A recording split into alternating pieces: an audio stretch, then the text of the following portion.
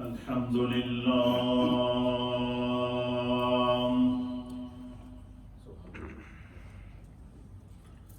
الحمد لله نحمده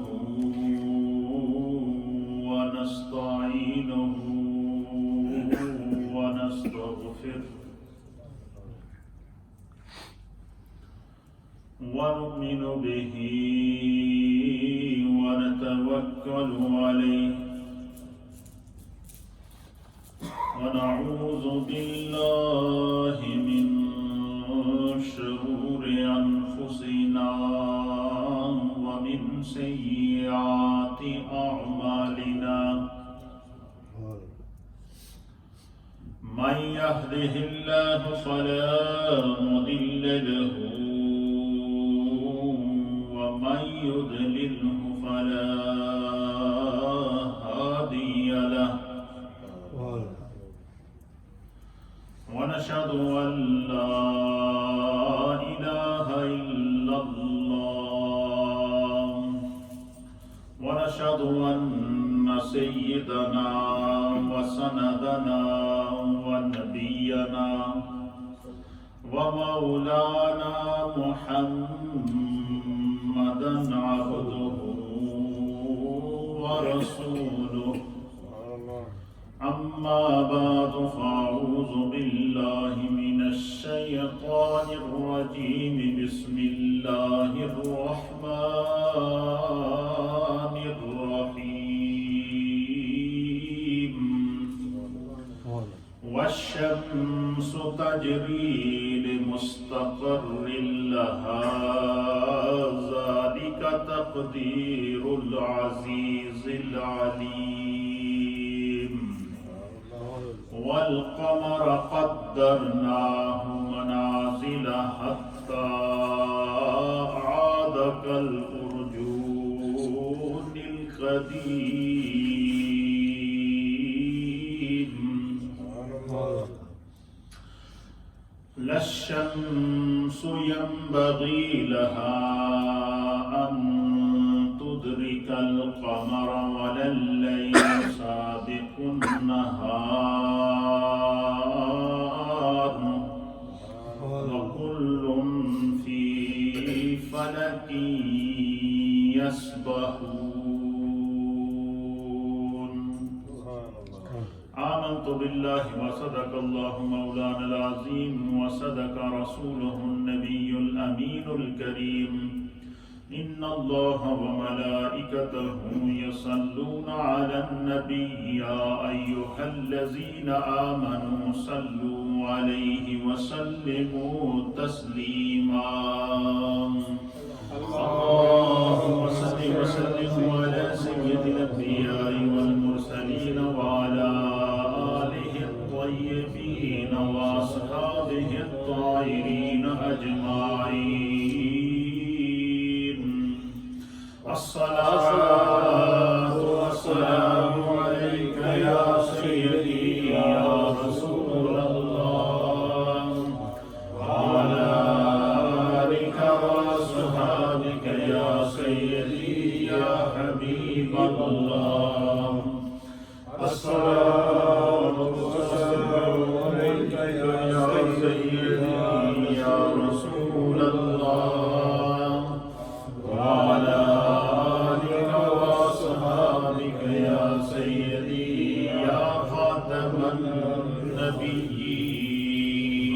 النبيين دو صلات کے بعد اللہ رب العالمین کا لاکھ لاکھ شکر اور مولا کریم کا بڑا ہی احسان ہے کہ جس رب کریم نے ہم گناہگاروں کو شکل انسانی میں پیدا فرمایا اور ہمیں طرح طرح کے انعامات اور اکرامات سے نوازا گیا، بالخصوص ہماری ہدایت اور رہنمائی کے لیے ہمیں ایسے ہادی اور رہبر عطا فرمائے کہ جن کے بتائے ہوئے احکامات پر ہم عمل کریں تو ہم دنیا میں بھی کامیاب ہیں اور آخرت میں بھی کامیاب ہیں۔ میں زیادہ تمہید میں جائے بغیر اپنی گفتگو کو اس پوائنٹ پر لے کر آ رہا ہوں جس پوائنٹ پر ہم نے گزشتہ جمعے کو گفتگو ختم کی تھی، اور ہمارا ٹاپک تھا کہ کائنات کے اندر اللہ نے اس جو سسٹم کائنات چلایا ہے یہ ایک نظام کے تحت چل رہا ہے، چاہے وہ زمین ہو یا وہ ساتوں زمینیں ہوں یا ساتوں آسمان ہوں یا چاند ہو یا سورج ہو یا ستارے ہوں یا سیارے ہوں، جو بھی سسٹم اس کائنات کا چل رہا ہے یہ خداوند قدوس کے حکم کا پابند ہے۔ یا اللہ نے اس نظام کائنات کو ایک حکم کے تحت، ایک سسٹم کے تحت چلا رکھا ہے، اور ہر چیز، چاہے وہ زمین ہے، چاہے وہ پتھر ہے، چاہے وہ درخت ہے، چاہے وہ پانی ہے، چاہے وہ ہوا ہے، چاہے وہ آگ ہے، ہر چیز اپنے مدار کے اندر، اپنی جبلت کے اندر اللہ کے حکم کی پابند ہے، اور ہر شے کا اپنے مدار کے اندر رب کے حکم کا پابند ہونا، یہ مفسرین نے لکھا کہ یہ اس شے کی عبادت ہے۔ وہ اس شے کی کیا ہے؟ عبادت ہے۔ زمین ہے تو اس کو اللہ نے بچھونا بنایا ہے، تو اس کا اپنا سینہ کشادہ کر دینا، بڑے سے بڑا حادثہ ہو تو وہ اپنے اندر لے لیتی ہے۔ ورنہ آپ مجھے بتائیں کہ اگر کوئی انسان، جانور یا کوئی ایسی ذی روح شے جو زمین پر چلنے والی ہے، جب وہ فوت ہو جائے تو اگر ہم اس کو زمین میں دفن نہ کریں تو ایک آدھ 4 5 6 دن 8 دن گزرنے کے بعد اس سے جو تعفن اور جو بدبو اور جو وہ چیز اٹھتی ہے، کیا وہاں سے بندہ گزر سکتا ہے؟ اب ہر روز میں جتنے انسان پیدا ہو، جتنے انسان دنیا سے جاتے ہیں، یعنی آپ یہ سمجھ لیں کہ اگر 1 لاکھ انسان دنیا سے جاتا ہے تو 1.25 لاکھ اللہ ہر روز پیدا بھی کرتا ہے۔ یہ اس کا ایک سسٹم ہے کہ ہر ایک انسان، جو انسان جاتا ہے اس کا ریپلیسمنٹ اللہ نے واپس رکھا ہوا، تو یہ نظام کائنات قیامت تک چلتا رہے گا۔ اگر مثلا ہر روز لاکھوں انسان دنیا سے جاتے ہیں تو ان لاکھوں باڈیوں کو اگر یہ زمین اپنے اندر جذب نہ کرے تو آپ نے سوچا ہے کہ کوئی زمین پر ٹھہر سکتا ہے؟ یہ ایک نظام قدرت، یہ حکمت، یہ اللہ کے، یہ زمین کا یہ کام ہے کہ وہ خدا کے سسٹم کی پابند ہے۔ اسی طرح آسمان ہیں، 7واں آسمان ہے، اور اس کے اوپر جو اللہ نے نظام فلکیات کو چلا کے رکھا ہوا ہے، وہ بھی خدا کے حکم کا پابند ہے۔ اللہ تعالیٰ نے قرآن حکیم فرقان مجید کی سورہ یاسین شریف کے اندر ان تمام حکمتوں کو بیان کر کے اللہ یہ تعلیم دے رہا ہے کہ اے انسان، کہ دیکھ خدا کی قدرت پہ بھی غور کر کے، اگر تو اللہ کی قدرت پر غور کر کے تو صرف خدا کی طرف رجوع کر لے نا، تو تجھے گناہ کرنے کی فرصت ہی نہ ملے، تجھے دوسروں کو نقصان پہنچانے کی فرصت ہی نہ ملے، تجھے دوسروں کو فتح کرنے کی فرصت ہی نہ ملے، تو اگر صرف اس اللہ کے اس نظام قدرت پر غور کر لے تو فرمایا کہ ہر شے جو بھی خدا نے پیدا کی ہے، یسبح للہ ما فی السماوات و ما فی الارض، فرمایا کہ زمینوں اور آسمانوں کے بیچ میں جو بھی شے جس کے اوپر اللہ کی مخلوق کا اطلاق ہوتا ہے، خالق کے علاوہ، رب کریم کی ذات کے علاوہ جو بھی شے جس پر مخلوق کا اطلاق ہوتا ہے، چاہے وہ جن ہوں، چاہے وہ انسان ہوں، چاہے وہ فرشتے ہوں، چاہے وہ حیوانات ہوں یا جمادات ہوں یا نباتات ہوں یا شجر و حجر ہوں یا زمینی اور آسمانی کوئی بھی مخلوق جو خدا نے پیدا کی ہے، اللہ فرماتا ہے یسبح للہ، وہ اللہ تعالیٰ کی تسبیح کرتی ہے، وہ خدا کی تسبیح کرتی ہے۔ اس کا معنی کیا؟ وہ خدا کا ذکر کرتی ہیں، وہ خدا کی عبادت کرتی ہیں، اور ہر شے ایک سسٹم کی پابند ہے، اور وہ سسٹم کیا ہے؟ وہ خدا کا حکم ہے۔ وہ اللہ نے جس طرح چاہا وہ چیز اس طرح چل رہی ہے، کیونکہ وہ ذات وہ ہے کہ اذا اراد شیئا، جب وہ کسی شے کو عدم سے وجود دینا چاہے تو قرآن کہتا ہے، اللہ فرماتا ہے کہ میں اسے صرف اتنا کہتا ہوں کن، ہو جا، فیکون، پس اتنا کہنا ہوتا ہے جس طرح اللہ چاہتا ہے وہ چیز عدم سے وجود کے اندر آ جاتی ہے۔ میرا جو گزشتہ جمعہ آپ کی خدمت میں پیش کیا تھا کہ جنہیں سورج کو گرہن لگا تو پوری دنیا کے اندر وہ دکھایا گیا جن جن ممالک کے اندر وہ اس وقت سورج موجود تھا تو دن کو رات پڑ گئی، اندھیرا آ گیا۔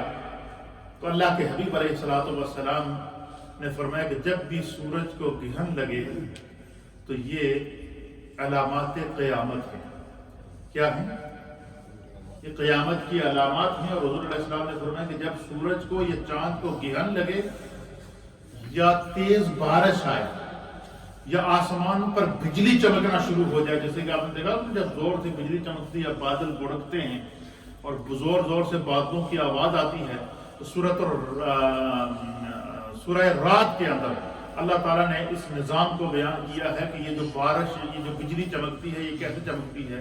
تو فرمایا کہ اللہ تعالیٰ نے ایک نظام بنایا ہوا ہے، فرشتوں کے ذمہ ڈیوٹی لگائی ہے، اور وہ ڈیوٹی کیا ہے؟ ایک فرشتے کی اللہ نے ڈیوٹی لگائی ہے جو بادل برساتا ہے۔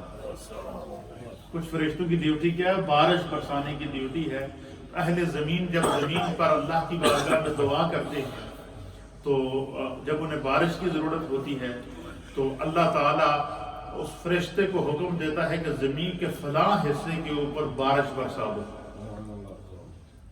تو بسا اوقات آپ نے دیکھا نا کہ جب ہم سفر کر رہے ہیں روڈ پہ تو کوئی ایمبولینس اگر آ جائے تو وہ جب ایمرجنسی میں ہو، اس کے اندر مریض ہو یا اس نے مریض کو اٹھانا ہو، تو وہ ایمبولینس جب نکلتی ہے تو وہ کیا کرتی ہے؟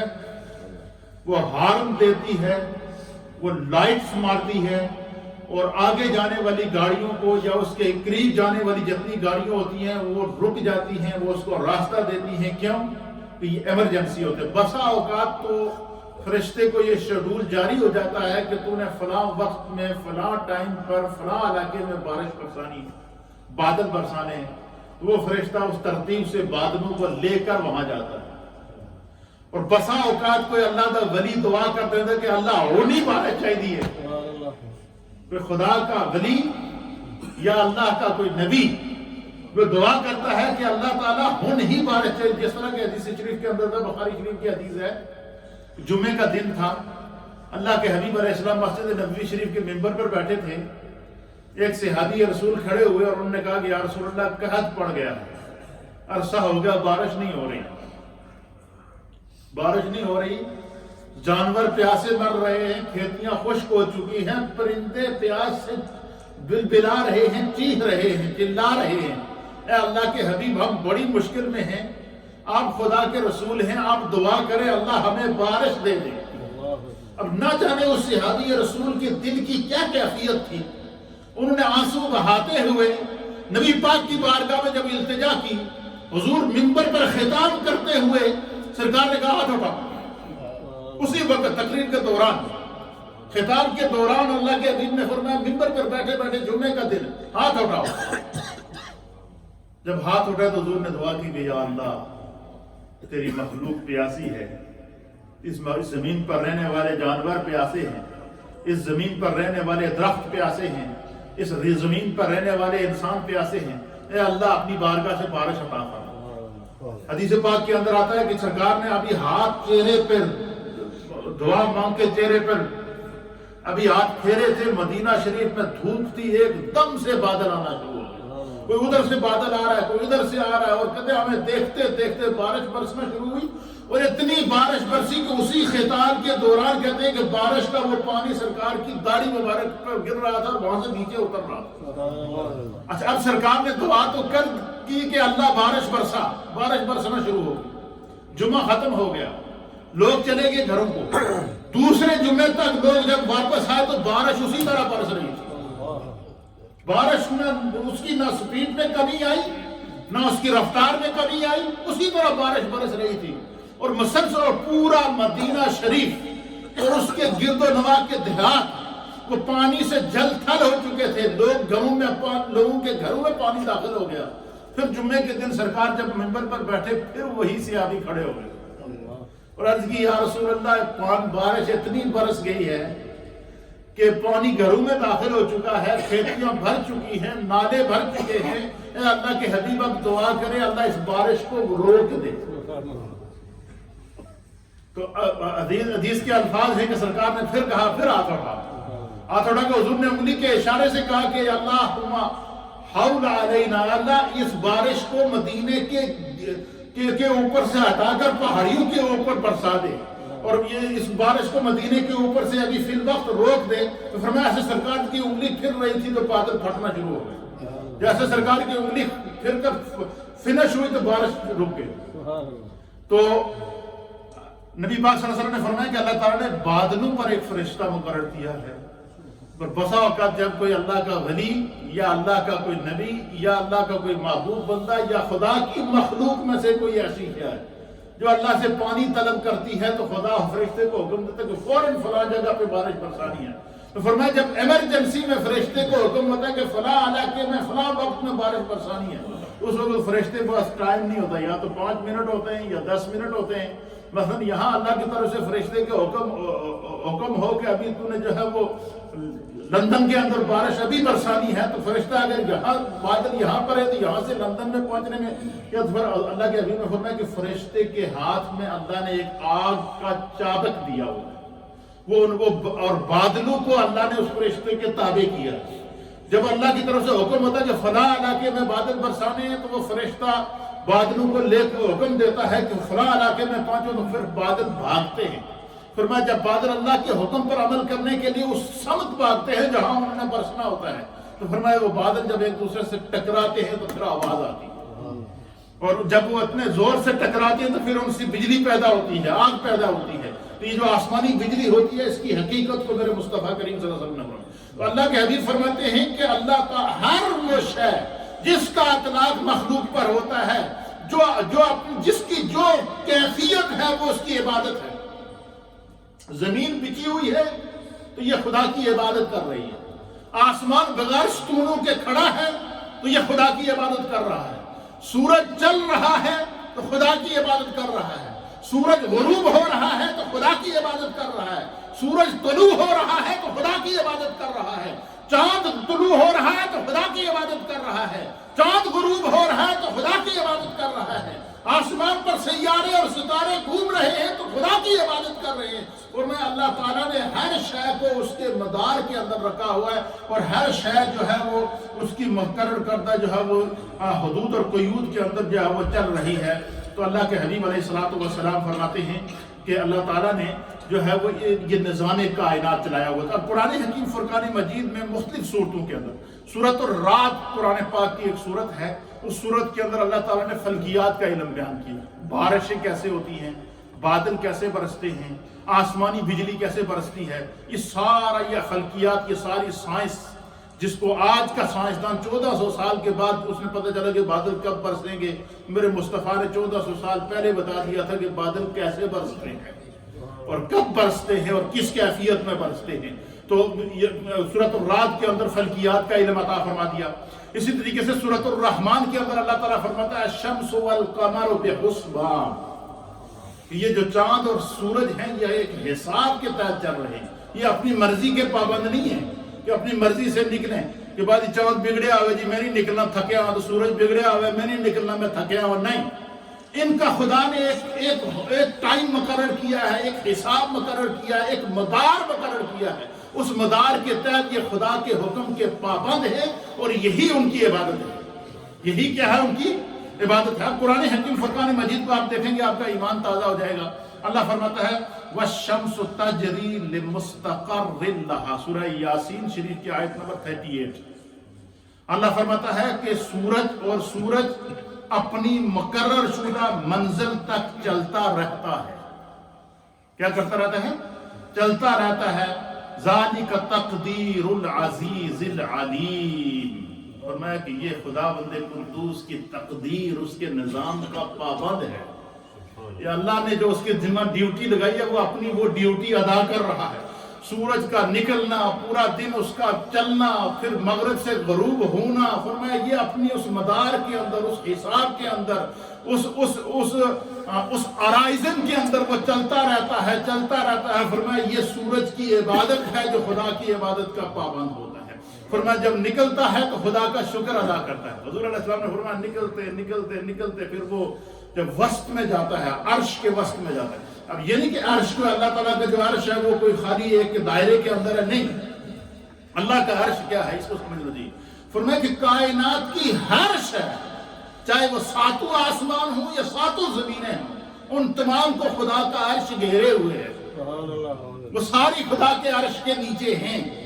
تو خدا کے عرش کے جب وسط میں سورج پہنچتا ہے تو وہاں جا کر سورج ٹھہر جاتا ہے، رک جاتا ہے کچھ عرصے کے لیے، جس کو ہم زوال کا وقت یہاں کہتے ہیں کہ سورج ٹھہرا ہوا ہے. پھر وہاں سے سورج ڈھلنا شروع ہوتا ہے. جب ڈھلتا ہے تو اب یہ پہلے تو نکلا تھا تو وہ چڑھ رہا تھا. اب جب وسط آسمان میں پہنچا، عرش کے وسط میں پہنچا، وسط آسمان میں پہنچنے کے بعد وہاں کچھ عرصہ وہ ٹھہرتا ہے. حضور نے فرمایا سورج کا نکلنا یہ اس کی خدا کا شکر ادا کرنا، اللہ کی حکم کو فالو کرنا اور خدا کی عبادت کو شروع کرنا ہے. اور جب وہ مڈل میں جا کر ٹھہرتا ہے کچھ عرصے کے لیے، حضور نے فرمایا یہ سورج کا قیام ہے. پھر سرکار نے فرمایا کہ پھر جب کچھ 40 منٹ یا 45 منٹ ہمارے فقہاء نے لکھا ہے کہ یہ سورج کا قیام ہوتا ہے. اور فرمایا کہ اس کے بعد پھر سورج کیا ہوتا ہے؟ ڈھلنا شروع ہوتا ہے. جب سورج چڑھ رہا ہوتا ہے تو سورج کا جو سایہ ہوتا ہے یہ کم ہو رہا ہوگا. انسان کسی بھی شے کا جو سایہ ہوتا ہے وہ کم ہوتا ہے. لیکن جب سورج ڈھلنا شروع ہوتا ہے تو آپ نے دیکھا کہ سایہ ڈبل ہونا شروع ہو جاتا ہے، دگنا ہونا شروع ہو جاتا ہے. وہ چیز جو ہے وہ سایہ جب سورج بالکل وسط میں پہنچتا ہے نا تو سایہ مثل ہوتا ہے. سایہ مثل کیا ہوتا ہے کہ جتنا انسان کا بدن ہے اتنا ہی اس کا سایہ ہوگا. اور جب وہ ڈھلنا شروع ہو جائے گا تو انسان کے بدن کے ساتھ ساتھ سایہ بڑھنا شروع ہو جاتا ہے، بڑھنا شروع. اسی طریقے سے اس پورے نظام کو اللہ تعالیٰ نے سورج کے اندر یہ تاثیر رکھی ہے. فصلیں اس سے پکتی ہیں، کھیتیاں اس سے تیار ہوتی ہیں، درخت اس سے تیار ہوتے ہیں، شجر و حجر اس سے تیار ہوتے ہیں. حتیٰ کہ ہر شے آپ نے دیکھا ہوگا کہ جب پھول کھلتے ہیں تو جب سورج نکلتا ہے تو پھولوں کا رخ سورج کی طرف ہوتا ہے. اور جب رات پڑتی ہے اور جب سورج ڈھلنا شروع ہوتا ہے، ڈھلتے ڈھلتے ڈھلتے آپ رات دیکھتے ہیں، رات کو آپ درختوں کو دیکھیں گے ان کی ٹہنیاں بھی جھکی ہوتی ہیں، وہ بھی گویا کہ آرام کر رہی ہوتی ہے. فرمایا کہ جب سورج کھڑا رہتا ہے، وسط میں جا کر کھڑا ہوتا ہے تو یہ سورج کا قیام ہے. اور جب سورج ڈھلتا ہے تو حضور نے فرمایا کہ یہ سورج کی کیا ہے؟ یہ رکوع شروع ہو جاتا ہے، وہ خدا کی عبادت کر رہا ہوتا ہے.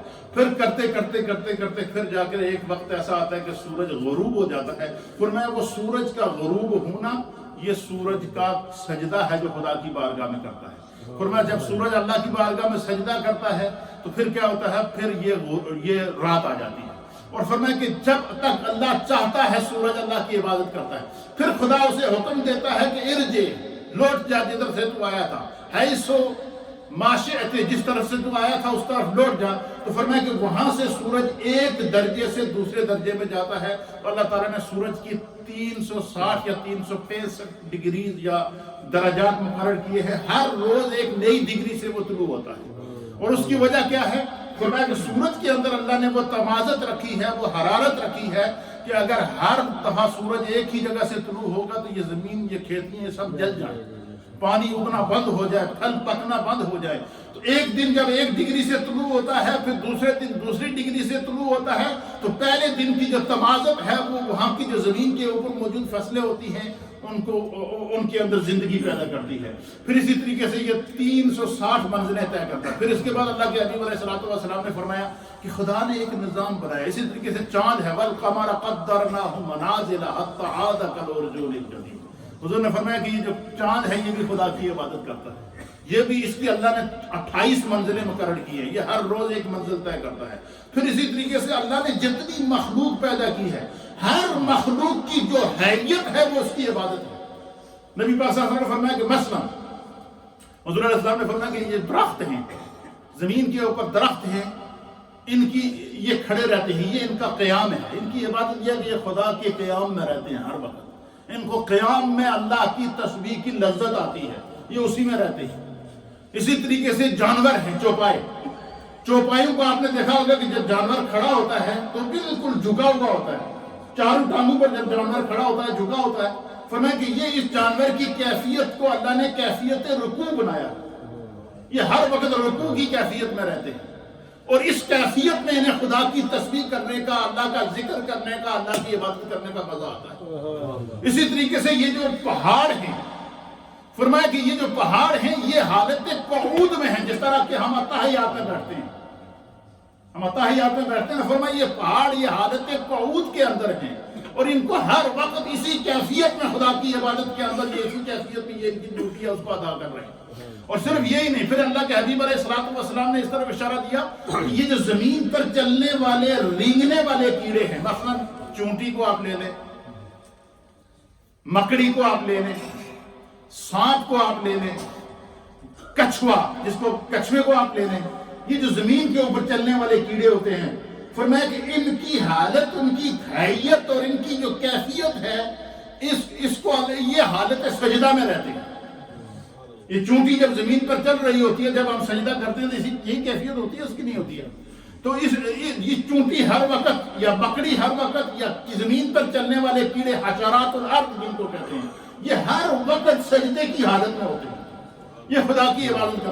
اب مجھے بتائیں کہ اس ذات کی عبادت کا کیا عالم ہے کہ کوئی جانور حالت رکوع میں نظر آ رہا ہے، کوئی جانور حالت قیام میں نظر آ رہا ہے، کوئی جانور حالت سجدہ میں نظر آ رہا ہے. تو آپ جب جانور، چرند، پرند، پتھر، شجر و حجر، ہر شے کسی نہ کسی حالت میں خدا کی عبادت کر رہی ہے. لیکن پھر خود نبی پاک نے فرمایا کہ اللہ نے انسان سے پتہ ہے کتنا کرم کیا. اللہ فرماتا ہے لَقَدْ خَلَقْنَا الْإِنسَانَ فِي أَحْسَنِ تَقْوِيمٍ. کیا انسان میں ساری مخلوقات پیدا کی ہیں. کوئی حالت رکوع میں ہی زندگی گزار لے گا، کوئی حالت سجدہ میں ہی زندگی گزار لے گا، کوئی حالت قیام میں ہی زندگی گزار لے گا، کوئی زمین پر لیٹے لیٹے زندگی گزار کر لے گا، کوئی زمین پر کھڑے کھڑے اپنی مدت پوری کر لے گا. لیکن اللہ نے جب انسان کو پیدا کیا تو انسان کو خدا نے ایسی حیت عطا فرمائی، ایسا اللہ تعالیٰ نے انسان کو اشرف المخلوقات، اسی لیے اس انسان کو کہتے ہیں. یہ صفت نہ تو فرشتوں کے اندر موجود ہے، یہ صفت نہ تو جنات کے اندر موجود ہے، یہ صفت نہ کسی اور مخلوق کے اندر موجود ہے، جو خدا نے حضرت انسان کے اندر انبیاء اکرام اور نبی پاک کے صدقے سے رکھی ہے. کہ انسان کے وجود کی جو حیت ہے، جو نقشہ ہے، جو سکیچ ہے، وہ اللہ تعالیٰ نے اس طرح بنایا کہ اللہ خود کہہ رہا ہے لَقَدْ خَلَقْنَا الْإِنسَانَ فِي أَحْسَنِ تَقْوِيمٍ. کہ انسان کو اللہ نے حسین ترین صورت میں پیدا کیا. حسین صرف صورت کیا ہے؟ ہاں انسان قیام بھی کرتا ہے، اپنی مرضی سے قیام بھی کرتا ہے، انسان اپنی مرضی سے رکوع بھی کرتا ہے، انسان اپنی مرضی سے سجدہ بھی کرتا ہے، انسان اپنی مرضی سے دعا بھی کرتا ہے، انسان اپنی مرضی سے چلتا بھی ہے، انسان اپنی مرضی سے بیٹھتا بھی ہے، انسان اپنی مرضی سے دیکھتا بھی ہے، انسان اپنی مرضی سے کھاتا بھی ہے، انسان اپنی مرضی سے پیتا بھی ہے، انسان اپنی مرضی سے بولتا بھی ہے. جب یہ ہر صلاحیت اللہ نے اس وجود انسانی کے اندر رکھی ہے تو پھر رب کریم قرآن کریم کی طرف، قرآن کریم میں وحی کے ذریعے انسان کو کہہ رہا ہے کہ انسان تو اتنا غافل ہے، تو اس مخلوق کو نہیں دیکھ رہا ہے. جانوروں کو تو دیکھ جو ہر وقت رکوع کی حالت میں رہتے ہیں، کھڑے نہیں ہو سکتے. زمین پر چلنے والے کیڑوں کو تو دیکھ جو ہر وقت زمین کے ساتھ چمٹے رہتے ہیں. انسان تو چلتا بھی ہے، تو کھڑا بھی ہوتا ہے، تو بیٹھتا بھی ہے، تو اس کے باوجود خدا کی عبادت نہیں کر رہا، اس کے باوجود اللہ کی تصویر ہی کر رہا. سرکار غوث اعظم کہتے ہیں کہ کہیں ایسا نہ ہو کہ قیامت کے دن ایک کیڑا، زمین پر چلنے والا کیڑا، اس کے اعمال انسان سے زیادہ نکلے اور ہمیں شرمندگی ہو. یہی وجہ ہے کہ جب اللہ کے نبی حضرت داؤد علیہ السلام ان کے بارے میں حدیث پاک کے اندر نبی پاک نے فرمایا کہ ایک دفعہ داؤد علیہ السلام نے 24 گھنٹے میں کوئی لمحہ ایسا نہیں تھا جس لمحے خدا کی عبادت اور اس کا شکر ادا نہ کیا. پورے 24 گھنٹوں میں کوئی لمحہ ایسا نہیں تھا. اور پھر اس کے بعد انہوں نے اللہ کی بارگاہ میں دعا کی کہ اللہ تیری مخلوق میں کوئی آج ایسا بھی ہے جس نے میرے کو زیادہ تیرا شکر اور تیری عبادت کی ہو. تو اللہ کے حبیب نے فرمایا کہ اللہ نے حضرت داؤد علیہ السلام کی طرف وحی نازل کی اور کہا کہ داؤد، ہاں وہ فلاں کنویں تے چلا جا، اس کے اندر ایک مینڈک ہے جس نے آج پوری کائنات میں سے سب سے زیادہ میرا ذکر کیا. حضرت داؤد علیہ السلام نے سفر کیا، سفر کر کے اس کنویں پہ پہنچے اور آپ نے جا کر اس مینڈک کا دیدار کیا اور پھر خدا کی بارگاہ میں سجدہ ادا کیا. اللہ تیرا ہی شکر ہے، تو ہمارے سجدوں اور تسبیحات کو قبول کرتا ہے. اس لیے میرے دوستو، یہ زندگی عارضی زندگی ہے، اس نے ادھر ہی رہ جانا ہے. ہمیں نمازوں میں سستیاں ہم کر رہے ہیں، غفلتیں ہم سے ہو رہی ہیں، اعلانیہ گناہ ہم کر رہے ہیں، ہمارے اندر احساس ختم ہو چکا ہے، ہمارے اندر بے حسی پھیل چکی ہے. اپنے آپ کو بیدار کرو اور کہیں ایسا نہ ہو کہ قیامت کے دن جب اللہ کی بارگاہ میں حساب و کتاب ہو رہا ہو تو ایک مینڈک کی تسبیح، ایک زمین پر چلنے والے کیڑے کی عبادت تو قبول ہو اور حضرت انسان تمہاری عبادت قبول نہ ہو۔ اور فرمایا کہ جو لوگ اپنی عبادات میں دکھاوا کرتے ہیں، حضور نے فرمایا کہ قیامت کا دن وہ منظر بھی ہوگا کہ ایک نمازی کو لایا جائے گا اور لوگ اس کی گواہی دیں گے کہ بڑا نمازی سی، بڑی داڑھی سی، بڑی پگڑی باندھا سی، بڑے سجدے کرتا سی اور بڑی اللہ کی عبادت کرتا سی، اور اللہ فرمائے گا اس کو جہنم میں لے جا۔ لوگ عرض کریں گے بارے اللہ، اس کو تو ہم نے ہر وقت نماز پڑھتے ہوئے دیکھا، تو اللہ کے حبیب فرماتے ہیں کہ اللہ فرمائے گا کہ اس کی نیت یہ تھی کہ میں نے لوگ کہن کہ تو نمازی ہے۔ اسی طریقے سے شہید کو لایا جائے گا اور شہید کے بارے میں کہا جائے گا کہ اس کا جسم سے خون بہہ رہا ہوگا۔ اللہ فرمائے گا کہ اس نے اس لیے شہادت پائی تھی کہ لوگ مجھے کہیں کہ میں بہادر ہوں۔ اس لیے میرے دوستو اپنے دل کو خدا کی طرف اس طرح مائل کریں کہ اس میں دکھاوا نہ ہو، دل کو اس طرف مائل کریں کہ اس کے اندر عجب نہ آئے، اس کے اندر بڑائی نہ آئے، اس کے اندر تکبر نہ آئے۔ یہ ساری چیزیں جب ہمارے اندر آئیں گی تو ہم انشاءاللہ العزیز ہر طرح کی ابتلاؤں اور آزمائشوں سے گزر کر سرخرو ہوں گے۔ اللہ ہمیں دین کو سمجھنے کی توفیق عطا فرمائے۔